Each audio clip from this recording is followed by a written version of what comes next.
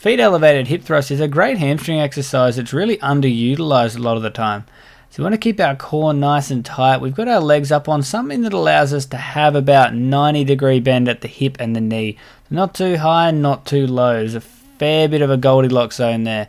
Right, what we're going to do with those feet is pull the toes back. That's going to really allow us to drive into our heels, which is going to help our hamstrings fire to the best of their ability.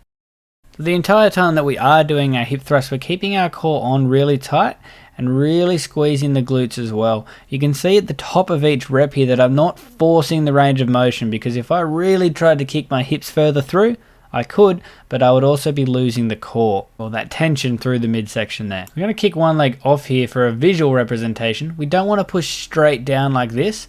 We want to think sweep. So we're trying to push into the box, pulling back and down. So just another imaginary one there. I push down and back, and that leg sweeps under. That's what we really want to be trying to think of as we do this exercise. Although we're obviously doing it with two legs, but pulling down and back with those heels, and that's really going to kick our hamstrings on and really help you get the most out of these hip thrusts.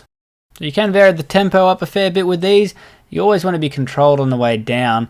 I'll generally go with a controlled slow movement on the way up, but once you get pretty comfortable with these, as long as you're keeping that tension through the midsection and through the glutes, you can give them a fair bit of oomph on the way up. I wouldn't go throwing yourself up and trying to jump up with it, but you can change that tempo up a fair bit as you go.